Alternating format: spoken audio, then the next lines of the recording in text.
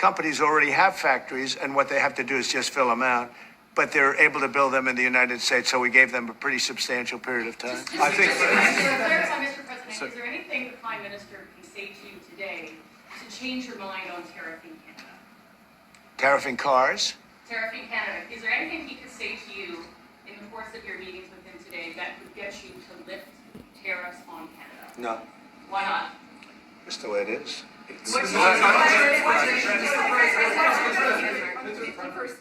Canadians don't want it, would you respect that? Sure, I would. But this is not necessarily a one-day deal. This is over a period of time they have to make that decision. Yes, go ahead. Yeah, if I may. Respectfully, Canadians' view on this is not going to change on the 51st state. Secondly, we are the largest client of the United States in the totality of all the goods. So we are the largest client of the United States. We have a tremendous auto sector between the two of us, and the changes that made have been helpful.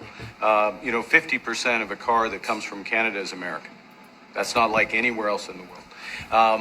And to your question about is there one thing? No, this is a bigger discussion. There are much bigger forces involved, and this will take some time and some discussions, and that's why we're here, to have those discussions, and that is represented by who's sitting around the table. See, the conflict is, and this is very friendly. We're not. This is not going to be like we had another little blow up with somebody else. That was a much different. This is. Welcome everybody. This is Marcel with Ernie Racing News, the Canadian journalist. Carney, Liberal Carney. It's Trudeau's Liberals led by the new PM, Mark Carney. Same Liberals, same everything, same program, net zero, carbon zero, DEI hiring, running Canada into the ground with inflation and massive spending, massive crime, no accountability for criminals, no accountability for immigration, mass migrants coming into Canada, housing crisis, dollar crisis, business crisis, oil crisis, pipeline crisis, censorship crisis. Anyways, let's see how much backbone your Liberal PM, thank you Liberals, you assholes, for voting for this dimwit, this globalist who has 3 passports, who hasn't lived in Canada for more than a few weeks in the last 10 years. You elected a WEF board member who doesn't even live in Canada and whose Brookfield company is registered in the Isle of Man to pay a maximum of $200,000 taxes. There's a cap on freaking taxes. Like, there's a cap. That's what they don't. He doesn't even pay taxes in Canada, and then he also moved Brookfield to the USA. So this is your Mark Carney, but just watch his face quiver. I already watched this and rewind and watching it again. Watch him quiver over the next few minutes as he listens to Trump and he doesn't know what to say. The whole time he's like putting his hand up to speak. Like, it's pathetic. Pathetic Liberal Canada, guys. Let's watch. This is a very friendly conversation, but we want to make our own cars. We don't really want cars from Canada. And we put tariffs on cars from Canada, and at a certain point, it won't make economic sense for Canada to build those cars. And we don't want steel from Canada because we're making our own steel, and we're having massive steel plants being built right now as we speak. We really don't want Canadian steel, and we don't want Canadian aluminum and various other things because we want to be able to do it ourselves. And we, because of, past thinking of people, we have a tremendous deficit with Canada. In other words, they have a surplus with us. And there's no reason for us to be subsidizing Canada. Canada's a place that will have to be able to take care of itself economically. Take care of itself. My God, that's the thing. Canada hasn't been taking care of itself over the last 10 years of the liberal totalitarian decade of, oh no, there's no business case to sell our natural gas. No, not at all. And then another country sells us natural gas for $10 billion, what was it, annually? Or over the few years. Insane that Trudeau said there was no business case to sell our natural gas. There's no business case to make a pipeline. There's no business case to drill for oil. There's only a business case for solar and windmills and net zero, and let's spend money on putting carbon into the ground instead of growing trees, when actually we want more carbon because then our plants would grow greener and we'd have more food easier. We're actually, oh my God, over the last 10,000 years, look at the weather. Look at the weather over the last 10,000 years. Look at the carbon levels over the last 10,000 years. We have lower carbon levels than before. It's colder than it was 10,000 years ago, and we're just on the way up. I wish it was warmer in Canada. I wish we had some global warming. It's freaking freezing here, even in the morning right now in the beginning of May. And anyways, look at this quivering fool, Mark Carney. He doesn't even know. He can't even speak. I assume they can. I will tell you that Trudeau, when I spoke to him, I used to call him Governor Trudeau. I think that probably didn't help his election. But when I spoke to him, I said, so why are we taking your cars? Why are we taking we want to make them ourselves. I mean, I said, and if the price of your cars went up, or if we put a tariff on your cars of 25%, what would that mean to you? He said that would mean the end of Canada. He actually said that to me. You know also how stupid Canada Liberals are? They paid Honda and other companies before it, but recently it was Honda. They paid Honda billions of dollars to build a plant in Canada to produce Honda cars or Honda EV cars.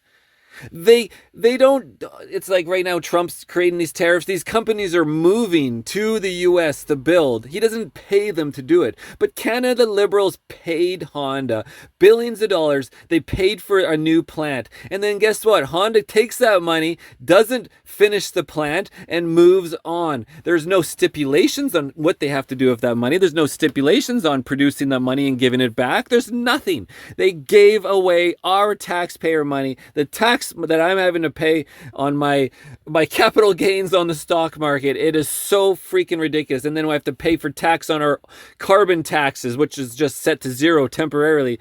But tax on tax on tax, tax on insurance, tax on used motorcycles, tax on used vehicles that have been sold 10 times, tax on used bicycles and used phones. It's so out of control.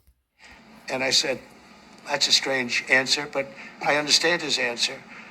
But no, I mean, it's hard to justify subsidizing Canada to the tune of maybe $200 billion a year. We protect Canada militarily. Look at this guy. He's still trying. He's like, I got to say something. I look like a fool. I can just imagine. He's not even thinking very clearly about what Trump's saying. He's just thinking, I look like an idiot if I don't say anything, but I don't know how to interrupt him. I don't know what to say. I don't know what to say to protect my liberal Canada. And we always will. We're not going to, that's not a money thing. But we always will. But, it's not fair. But why are we subsidizing Canada $200 billion a year, or whatever the number might be? It's a very substantial number. And it's hard for the American taxpayer to say, gee whiz, we love doing that. Thank you very much. We're going to have a very subsidized. And there you have it. Freaking Trump just in their first meeting live on camera. We just saw exactly who the prime minister is. He can't even speak. It's no speak Carney, or what is swallow and chokes Carney meeting Trump. Anyways, let's just watch the very end if there's anything.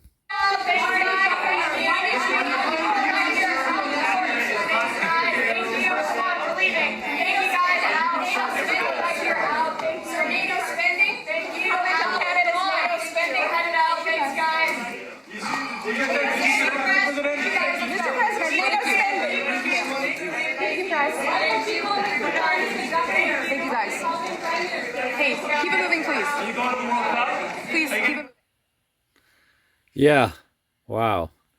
Okay. Well, I think that's it. There's no more questions going to get snuck in there. But Liberal Carney, nothing has changed in Canada. I don't know what not even half, but 40% of Canadians, voting for Carney? These mostly the baby boomers, the retired folk who already own their homes, and they like it when their home goes up from when they bought it at $100,000 in the 80s, and now it's worth $2 million. No, they love that. They love that. Then they sell their home and they can pay for their retirement care. No, it's all fine for them. They don't have to pay any taxes. They're not buying anything. They don't have to pay capital gains. They're not doing anything. They're not working. They don't care about crime. They don't go outside at night.